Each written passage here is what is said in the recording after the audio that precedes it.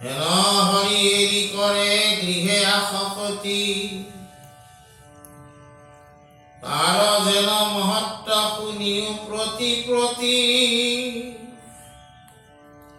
বৃদ্ধক পূজয় যেন ক্ষুদ্ৰৰ মাজত ভাজ্যাৰ পৰি যেন স্বামীৰ ভক্ত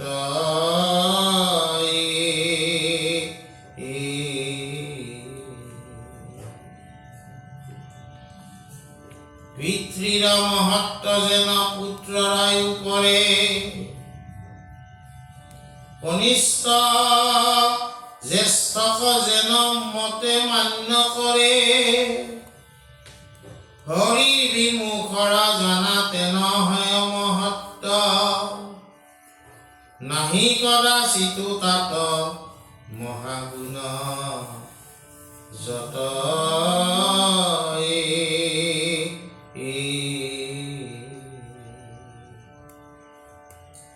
কালে যাক অধিকাৰ কৰে বিদ্যমান তাহাৰ মহত্ব উপহাস্য ৰেখে স্থান এতেকে জানিবা সৰ্বভাৱে পুৰুষৰ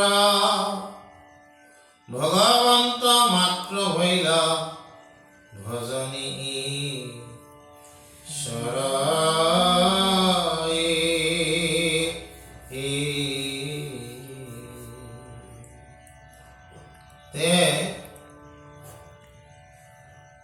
যোৱাকালি আমি এই ৰত্নাৱলীতে মহাদেৱৰ ৰুদ্ৰগীত আৰু প্ৰহ্লাদৰ নিষ্কাম ভকতি সম্পৰ্কে কিছু কথা আলোচনা কৰিছিলোঁ।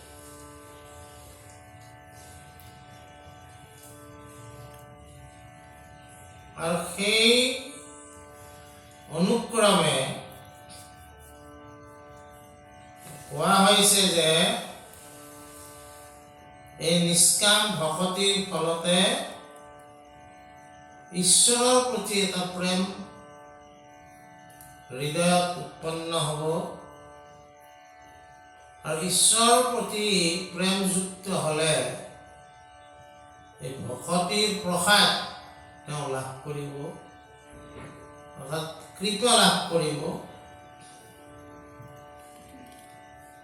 আৰু সেই নৰ বা সেই মনুষ্যজন ওচৰত সকলো গুণে আশ্ৰয় ল'ব সৰ্বগুণৰ আলয় সেই মনুষ্যজন বুজা আৰু ইয়াৰ বিপৰীতে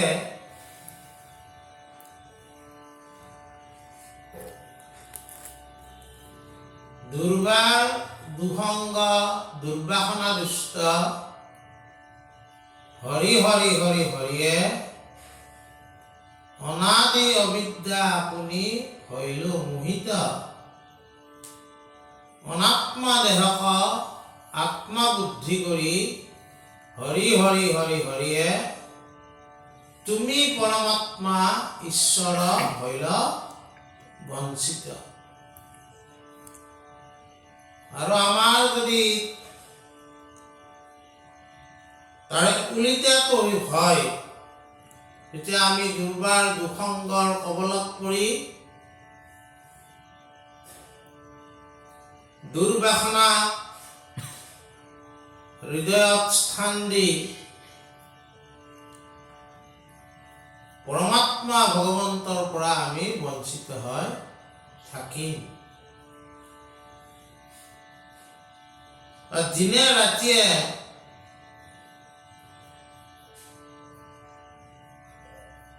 গৃহ সুখত ৰত হৈ থাকিবলৈ বিচাৰি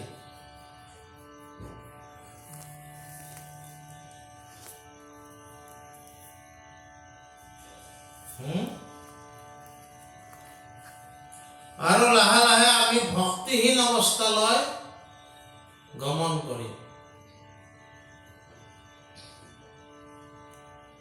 তেতিয়া কি হ'ব?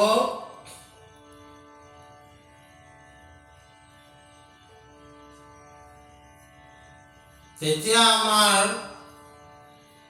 কেনেকুৱা হ'ব যে পৰমাত্মাৰ লগত আমি আচলতে জীৱাত্মাই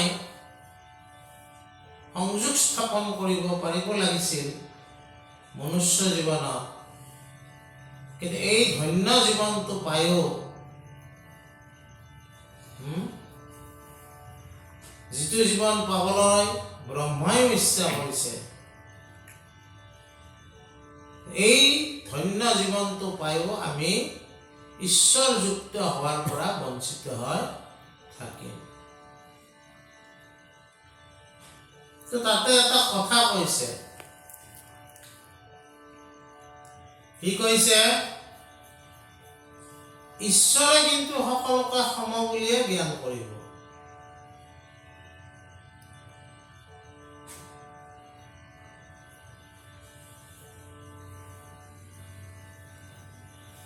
মাছবিলাক পানীত থাকে,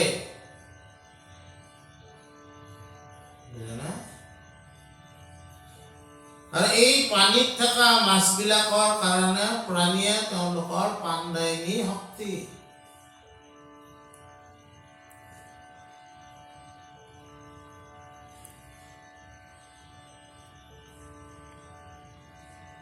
আমি যদিও ঈশ্বৰযুক্ত হ'ব নোৱাৰো, কিন্তু ঈশ্বৰে যেনেকে পানীত যেনেকে সকলো মাছ জীয়াই থাকে, আমিও এই সংসাৰতে জীয়াই থাকিব পাৰিম ঈশ্বৰৰ কৃপাত। ঈশ্বৰৰ কৃপাত আমি জীয়াই থাকিব পাৰিম, কিন্তু পৰমাত্মা ঈশ্বৰৰ লগত আমি সংযোগ স্থাপন কৰিব নোৱাৰিম ভক্তিহীন হ'লে।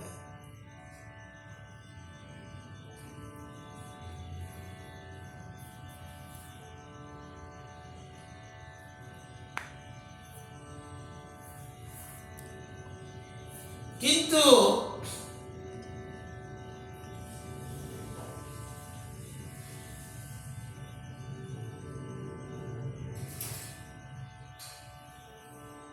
এই জীৱনটোৱে আমাক কোনফালে লৈ যাব,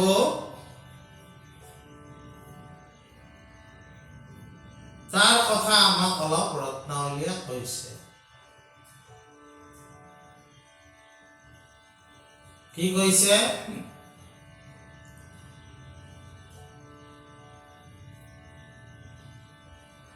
আমাৰ মাজত থকা আমি বৃদ্ধসকলক সেৱা কৰোঁ।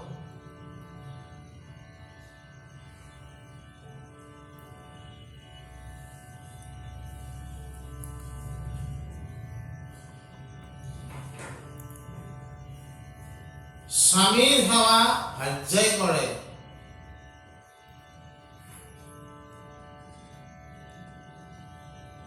পিতৃৰ সেৱা পুত্ৰই কৰে, জ্যেষ্ঠৰ সেৱা কনিষ্ঠই কৰে। ভাল কথা।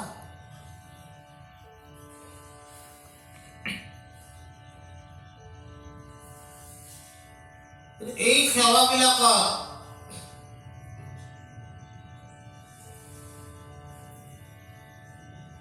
একোটা একোটা স্বাৰ্থৰো আশ্ৰয় থাকিব পৰা সম্ভাৱনা থাকে।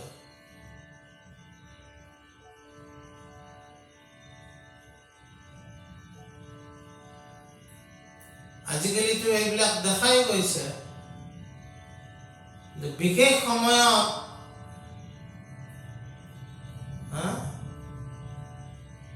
সময়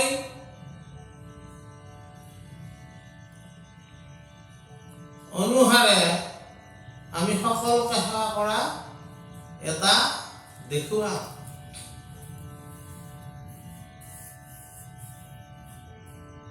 আৰু ভাৰ্যাও যিনৰ স্বামী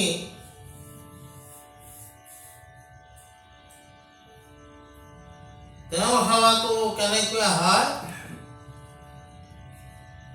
বজাৰ কৰি আনি থাকিব লাগিব।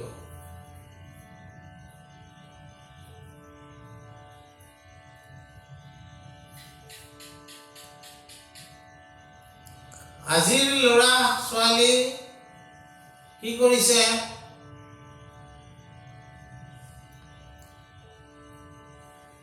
এই সেৱাত যদি মহাগুণ থাকিল হয় তেনেহ'লে মানুহ বৃদ্ধাশ্ৰমত থাকিবই নালাগিলে। এই সেৱাত মহাগুণ সমাহিত হৈ থকা নাই, স্বাৰ্থৰ কিছুমান কথাহে সমাহিত হৈ আছে। দেখাত ভাল কাৰ্য, কিন্তু ভাল কাৰ্যটো ভাল মনেৰে মই কৰিছো না নাই? এই সেৱাবিলাকত মহাগুণৰ অভাৱ আমি দেখিবলৈ পাওঁ। বাস্তৱ কথা এইবিলাক।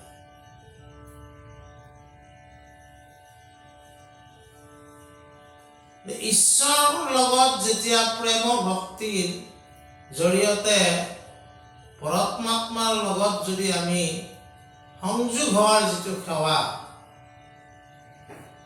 সেই সেৱা মহাগুণ যুক্ত হৈ থাকে। এই সেৱা কৰাৰ পিছত আৰু তেওঁ পিছফালে ঘূৰি নাচায়।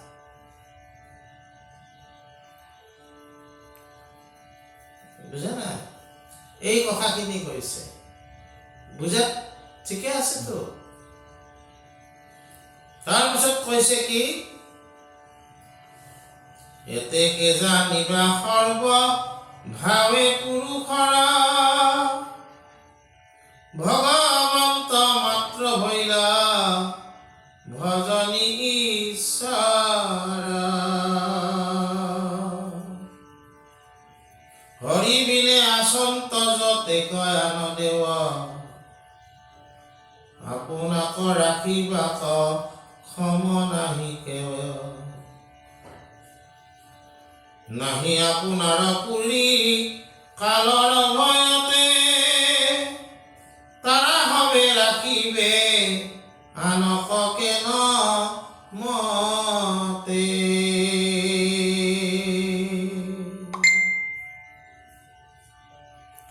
তাৰমানে কি কৈছে? যে ভগৱন্ত সৰ্বতো প্ৰকাৰে ঈশ্বৰ ভগৱন্ত ভজনীয়।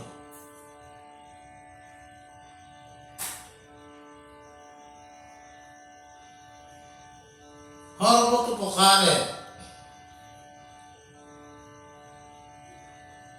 কিয় সৰ্বতো প্ৰকাৰে ভজনীয়?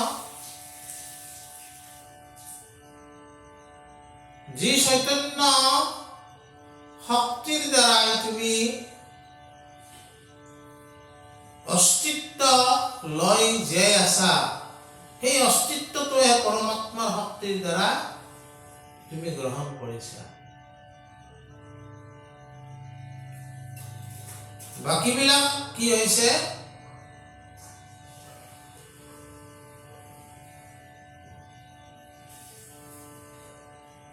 ভোগ লালসাৰ প্ৰতি লালায়িত হয়, বিভিন্ন আমি দেৱতাৰ আশ্ৰয় লৈছো,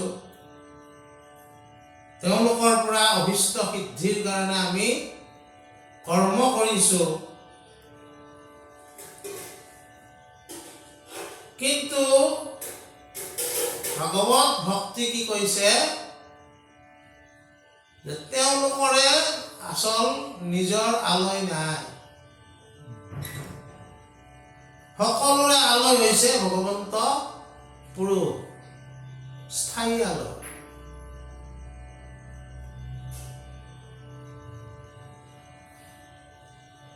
সেই দেৱতাসকলৰ ওচৰত তুমি যদি আশ্ৰয় লোৱা, তুমিও একদিন প্ৰলয় হ'ব লাগিব। কিন্তু যিজন পৰমাত্মা ভগৱন্ত পুৰুষ আছে, তেওঁৰ ওচৰত আশ্ৰয় ল'লে তোমাৰ কেতিয়াও প্ৰলয় নহয়।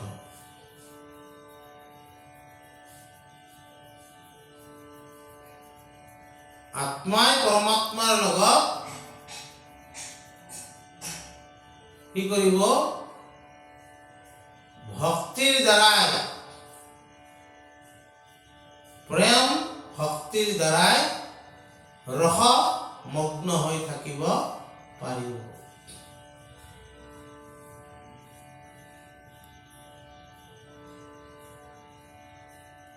আৰু সেইকাৰণে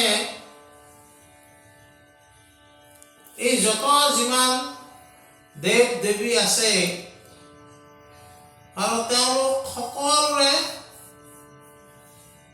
সৃষ্টি ভগৱন্তই কৰিছে বিভিন্ন কাৰ্যৰ কাৰণে।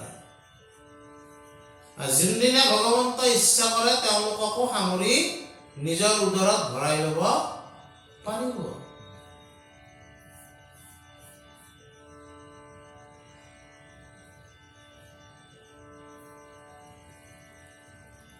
অৰ্থাৎ আন দেৱ দেৱীসকলৰ ওচৰত মেদি মাটি নাই। মেদি মাটি আছে একমাত্ৰ ভগৱন্তৰ ওচৰত। মাটি যদি মই কিনো তেনেহ'লে মই মেদি মাটি বিচাৰিব লাগিব।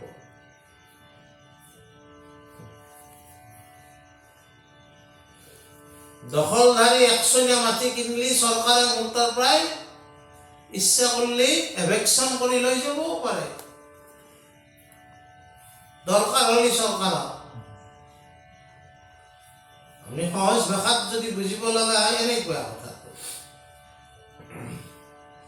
পৰম ঈশ্বৰৰ ওচৰতহে মেদি মাটি আছে, বাকীকেইটা চব একচনীয়া মাটি।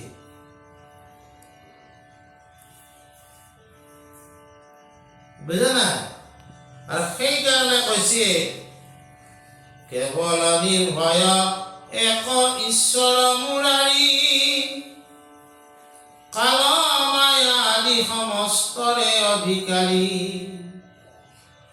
আত্মালাভ বিনে সুখ আনন্দ মানন্ত, সৰ্বভায়ে ভয়াতুৰ জন কৰা সন্ত, জানিয়া তাহান দুই অভয় চৰণে, হুক শৰণাপন্ন কায় বাক্য মনে, হে আমহত কুলে জন্ম কান তুষ্টৰ কাৰণ, নোহে শুনা কহো হনুমন্তৰ বচন, কিম পুৰুষ বৰিকত ৰাম কয়ু কাশী, আচন্ত সবাতে কত ভকতি প্ৰকাশী, শুনা সৰ্বজনে কথা কহু সাৰ তত্ত্ব, সুৰা সুৰ নৰ আন লোক আছে যত,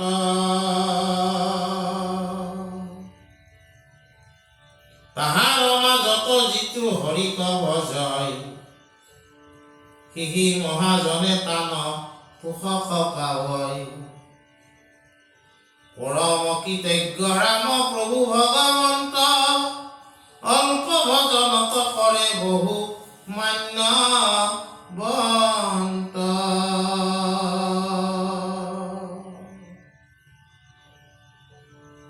সেইকাৰণে আমাৰ ভক্তি পৰম্পৰাই কৈছে যে আমাৰ নিৰ্ভৰযোগ্য নিশ্চয়যুক্ত একমাত্ৰ ভগৱন্ত কৃষ্ণ।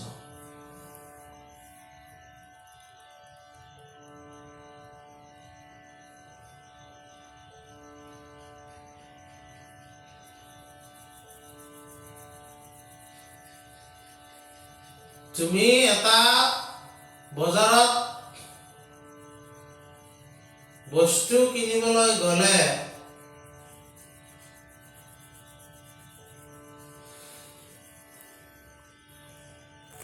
যিটো কোম্পানীৰ পৰা কিনিবা তেওঁলোকৰ এটা এছআই মাৰ্ক থাকে, যাৰ নাথাকে নিৰ্ভৰযোগ্যতা তেওঁলোকৰ নাই। কিন্তু এই দ্ৰব্য বস্তুটো ইয়াতে পতন হ'ব, সেইটো কিনোতাও কিন্তু তুমি নিৰ্ভৰযোগ্যতা থকা কোম্পানীটোৰ পৰাহে কিনিবা। কিন্তু তোমাৰ যিটো মনুষ্য জীৱনৰ যিটো জীৱ আত্মাৰ যিটো আত্মাৰ কাৰ ওচৰত আশ্ৰয় ল'লে আমি নিৰ্ভৰযোগ্য হ'ব পাৰিম, সেইটোত কিন্তু তুমি ধেমালি কৰিছা।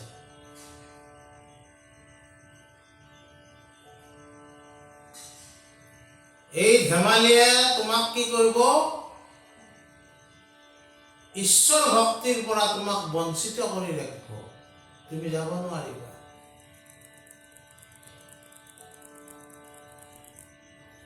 সেইকাৰণে আমি আমাৰ গুৰুসকলে যিটো কৈছে সেইমতে আমি খোজকাঢ়িব লাগে। ৰত্নাৱলী বা কীৰ্তন, দশম, ঘোষা, ভাগৱত সকলোৱে কৈছে কি বুলি? যে ভগৱন্ত কৃষ্ণহে একমাত্ৰ নিৰ্ভৰযোগ্য মুক্তিদাতা। গতিকে আমি কৃষ্ণৰ অভয় চৰণত কি ল'ব লাগে? শৰণ ল'ব লাগে।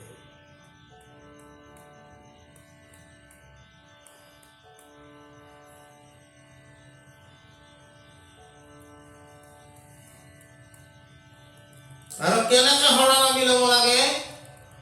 তেওঁৰ পদ অৰবিন্দ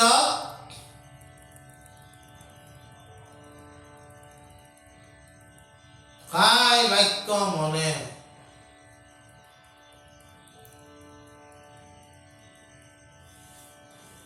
কাই মানে দেহা, বাক্য মানে শব্দ, শব্দ মানে জ্ঞান আচলতে।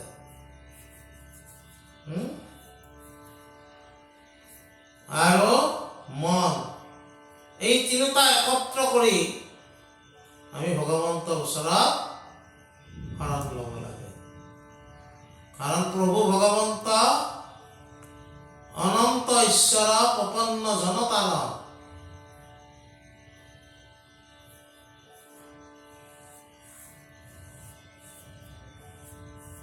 তেওঁকহে কোৱা হয় পতিত পাৱন, বুলি নাৰায়ণে পৰম পতিতে দাসয় আতুৰ হৈয়া। তজু বেদবাদী আমি শুনি আছো মহা মহাপাপিতৰে তজু নাম লয়া।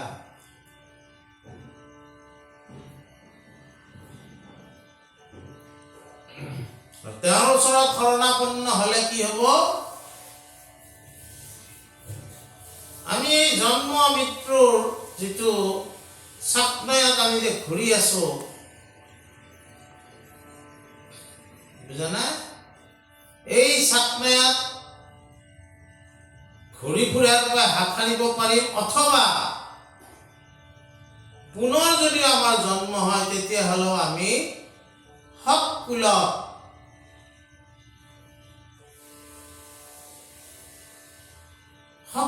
আমি জন্ম হ'ব পাৰিম। তাৰ অৰ্থটো কি?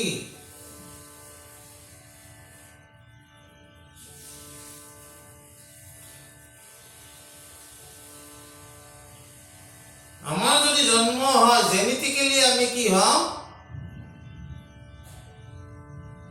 উচ্চ পৰ্যায়ৰ জিন লৈ আমি জন্ম পাব পাৰিম।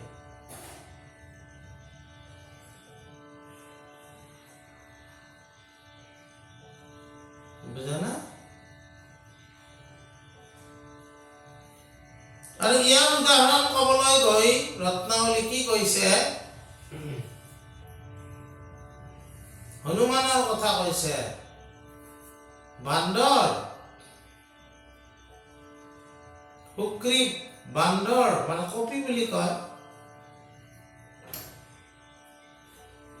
ভালুক, ঋক্ষৰাজ, জাম্বৱন্ত, এইসকলে ৰামৰ লগত থাকি পৰম গতি লাভ কৰিছে না নাই? তেওঁলোক দেখাত কেনেকুৱা? দেৱতাৰ দৰেতো সুন্দৰ নহয়, কিন্তু তথাপি সেই ৰূপবিলাক থকা সত্ত্বেও সেই ৰূপকো ঈশ্বৰে ৰামে অৱহেলা নকৰি তেওঁলোকক আশ্ৰয় প্ৰদান কৰি মুকুতিৰ দুৱাৰ খুলি দিছে।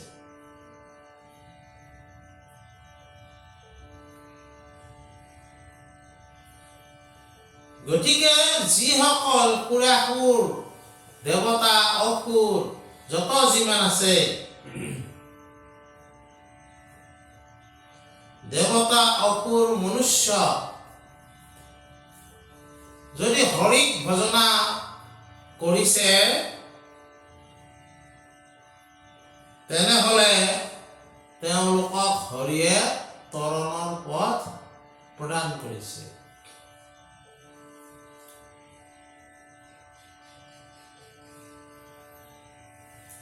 অসুৰ ৰাজ প্ৰহ্লাদ উদাহৰণস্বৰূপে, বুজা না? তেওঁতো তৰণৰ পথ পাইছে, কিন্তু এনে অসুৰ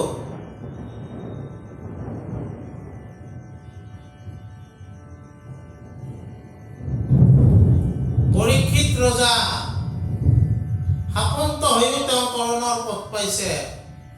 কাৰ কাৰণে? কৃষ্ণ ভক্তিৰ প্ৰসাদত। শতাংগ ৰজা কৃষ্ণ ভক্তিৰ প্ৰসাদতে তৰণৰ পথ পাবলৈ সক্ষম হৈছে।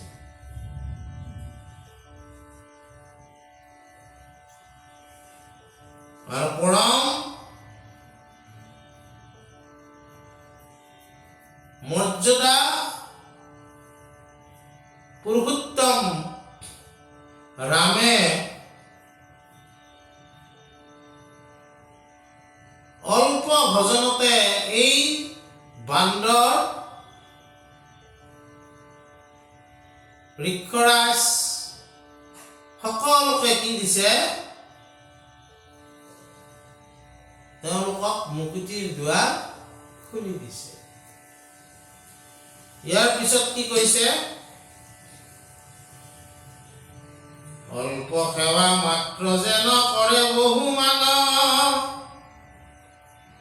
আপোনাত দৃষ্টান্ত দেখাও বিদ্যমান।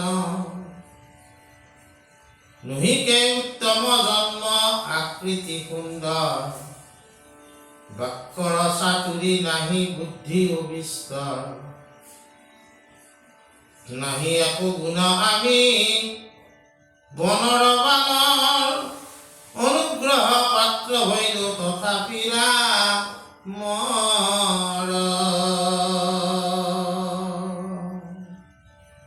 হনুমন্ত এই বুলি তেওঁ প্ৰকাশ কৰিছে যে আমাৰ আকৃতি সুন্দৰ নহয়,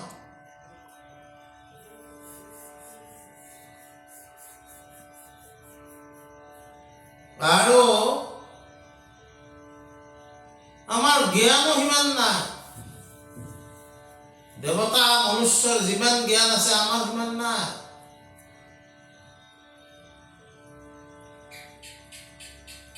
গুণৰ অধিকাৰী বুলি আমি আমাক নকওঁৱে, কিন্তু তথাপিও আমাক ৰামে কি কৰিছে? অনুগ্ৰহ কৰিছে। মৰ্যাদা পুৰুষোত্তম ৰামে অনুগ্ৰহ কৰিছে।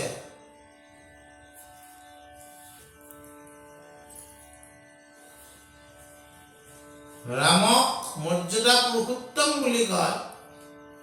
পুৰুষোত্তম দুজন, এজন হল ভগৱন্ত কৃষ্ণ, তেওঁক লীলা পুৰুষোত্তম, ৰাম হল মৰ্যাদা পুৰুষোত্তম।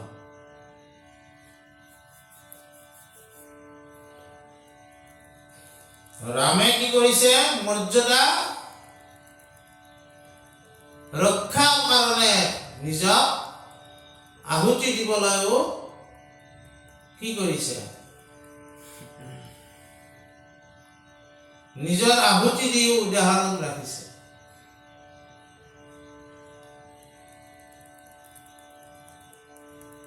অহাকাইলৈ ৰামৰ ৰাজ্য অভিষেক, ৰাজঅভিষেক হব, যুৱৰাজ পাতিব তেওঁ।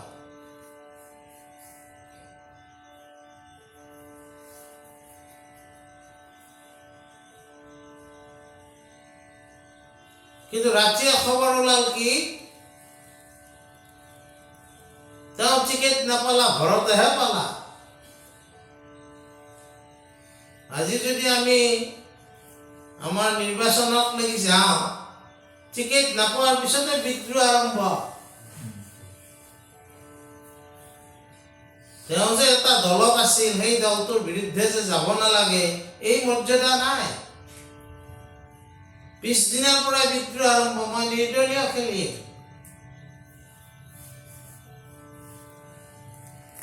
কিন্তু মৰ্যাদা পুৰুষোত্তম ৰামে দেউতাকৰ সত্য পালনৰ কাৰণে কি কৰিলে? যিজনে ৰাতিপুৱা ৰাজদেশ পিন্ধিব লাগে, তেওঁ বনবাসীৰ দেশ পিন্ধি ঘৰৰ পৰা পিতৃ সত্য পালন কৰিব লাগি ওলাই গ'ল। শ্ৰীৰামৰ ৰূপে কৌশল্যাতয় অৱতৰি, বনবাস সপিলা পিতৃৰ বাক্য ধৰি। বিৰাধক বন্ধ মাৰি চল লইলা প্ৰাণ, সৰ দুখনক বহু কৰিলা নিৰ্যান। এশ পাত সৰে বালি সংকলিলা জীৱ, তোমাৰ প্ৰসাদে ৰজা হৈলন্ত সুগ্ৰীৱ। লংকাত পখিলা সাগৰত বান্ধি সেতু, বধিলা ৰাৱণ সীতা হৰণৰ হেতু। বধিলা ৰণত আনু ৰাক্ষস অনেক, ভক্ত বিভীষণক কৰিলা অভিষেক। অগ্নিত পৰীক্ষা কৰি আনিলা সীতাক, ব্ৰহ্মাদেৱে স্তুতি বাণী বুলিলা তোমাক। সম্বৰিলা সীতা দশৰথৰ বচনে, অযোধ্যাক আঁকিলা সৌভাগ্য ৰংগ মনে।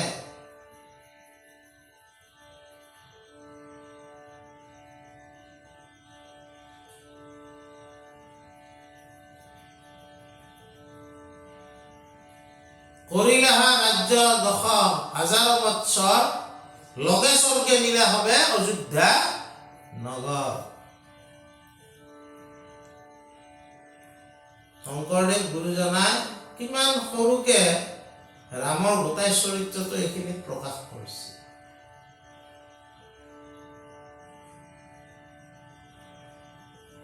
যে পিতৃৰ বাক্য পালন কৰি বনবাস গেল, খৰ দুখন ইত্যাদি ৰাক্ষসক বধ কৰিলে। তাৰপিছত সীতা হৰণ হ'ল। সীতা হৰণৰ পাছত লংকালৈ যায় ৰাৱণক বধ কৰি সীতাক উদ্ধাৰ কৰি আনিলে, বিভীষণক ৰজা পাতিলে, বহুদিন ৰাজত্ব কৰিলে ৰাম ৰাজ্য কৰি, আৰু শেষত দুটাই অযোধ্যা প্ৰজা বৰ্গ সহিতে গুচি গ'ল। ৰামৰ পৰশ পাই সকলোৱে মুক্তি লাভ কৰিলে। এই কথাটো হনুমানে আমাক কৈ আছে। আমিতো আচলতে না দেৱতা না মনুষ্য, কোনো আমাৰ ৰূপ নাই, কোনো আমাৰ গুণ নাই, তথাপিও আমাক ৰামে কি কৰিলে? অনুগ্ৰহ কৰিলে। এই অনুগ্ৰহ কৰাৰ ক্ষমতাটো কাৰ ওচৰত আছে? একমাত্ৰ ভগৱন্ত কৃষ্ণৰ ওচৰত আছে, আৰু তেওঁৰে অৱতাৰ হ'ল শ্ৰীৰাম। এই কথাখিনি কৈছে। তাৰপিছত কৈছে কি?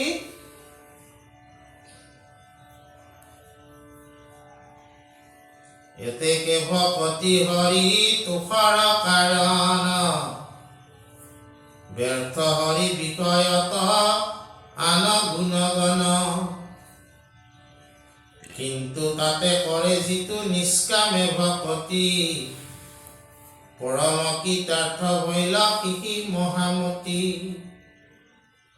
ভজিয়া কৃষ্ণক যিটো কামনা কৰয়, কৰন্ত পুৰাণ তাক ইটো সত্য হয়।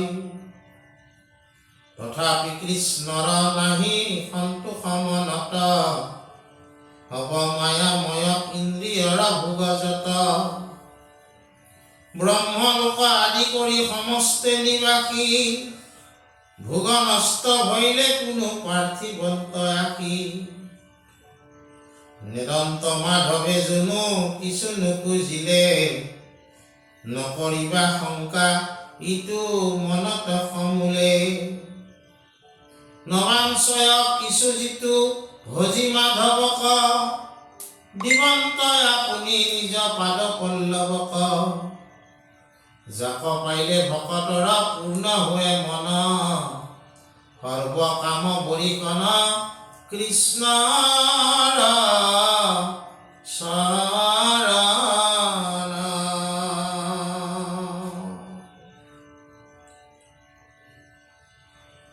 গতিকে এই ভক্তি কৰাসকলে কি পাব?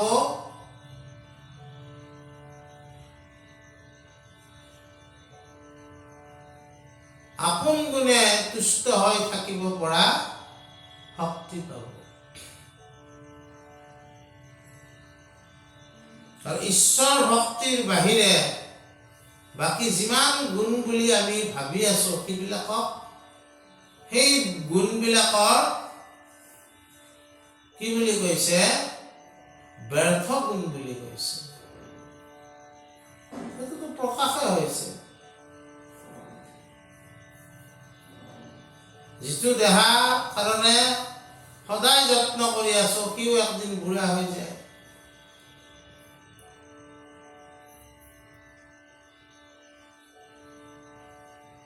যি ধন সম্পত্তি ৰক্ষা কৰি আছো সেই ধন সম্পত্তিও একদিন মোক ৰাখিব নোৱাৰা হয়।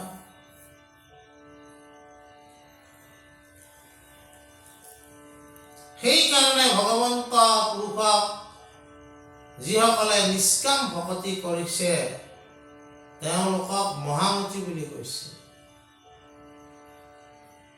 তাৰে ভিতৰত আৰু এটা কথা কৈছে যে ঈশ্বৰক কিছুমানে সেনেকুৱা ভক্তি কৰিব নোৱাৰিবও পাৰে। নিষ্কাম ভক্তি কামনা কৰিও ভক্তি কৰিব পাৰে। সেই কামনাও ঈশ্বৰে কিন্তু পূৰণ কৰে। এইটো সকাম ভক্তি বুলি ক'ব। সকাম ভক্তি নিষ্কাম ভক্তিতকে ওপৰত নহয়। নিষ্কাম ভক্তি হ'ল শ্ৰেষ্ঠ ভক্তি। কিন্তু সকাম ভক্তিকো অভক্তি বুলি কোৱা নাই, ভক্তি বুলিয়ে কৈছে। সেইটো পূৰণ কৰে ভগৱন্তই, কিন্তু সেইটো তোমাৰ কাৰণেহে তোমাক পূৰণ কৰে। তেওঁ কিন্তু সেইটোত সিমান আনন্দ নাপায়।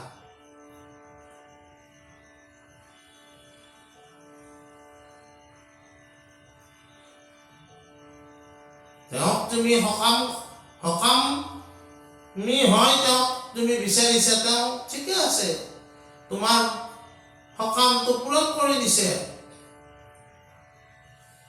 কিন্তু তেওঁক তুমি শ্ৰদ্ধা কৰি বিচাৰিছা, কোনটো ভাল পাব ঈশ্বৰে?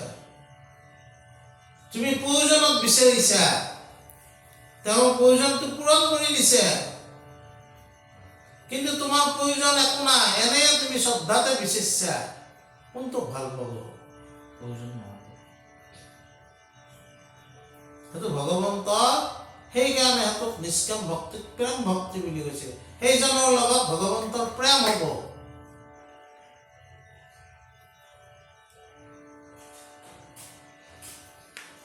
আৰু প্ৰেম হোৱাৰ পিছত কিবা খুজিবা লাগে নেকি? আমি বাৰু দেখি আমি প্ৰেম চেম কৰিব নাজানিলো, তহঁতে কৈছ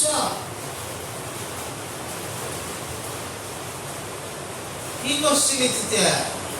নকওঁতে বস্তু আনি দিছিলি। ঠিক তেনেকে ভগৱন্তকো যদি আমি সেনেকে নিষ্কাম ভাৱনাই দি যদি প্ৰেম কৰোঁ, আমাক যি প্ৰয়োজন অন্তত আমি ভগৱন্তে আগে পূৰণ কৰিম। বিশ্বাসটো ৰাখিব লাগিব। বুজা না? তাৰপিছত কৈছি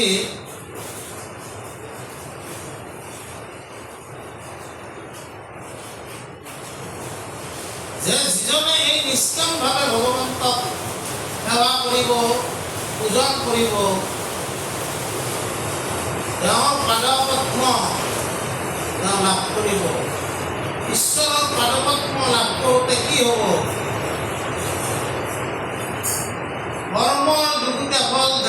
মুখ হাসি নুখুদন্তে মাধৱে আপোনদন্ত যাচি। তুমি আপোনা আপুনি যি লাগে তুমি ঈশ্বৰে আগে জানিব, তোমাক পূৰণ কৰি দিব। ভুকুটি মুকুটি সকলো তুমি লাভ কৰিবা।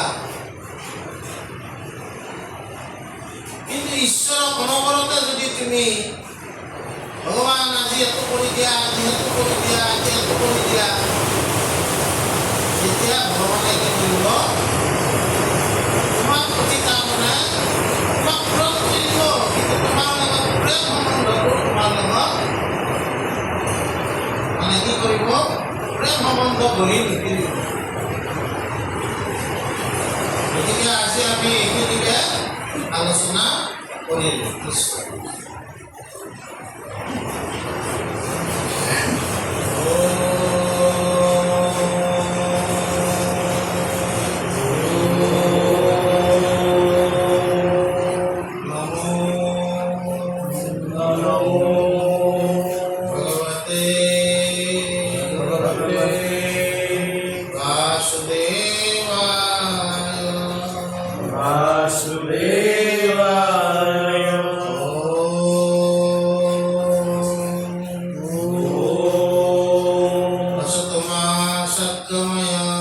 असतमा सद्गमय तमसुमा ज्योतिर्गमय तमसुमा ज्योतिर्गमय मृत्युर्मा अमृतं गमय मृत्युर्मा अमृतं गमय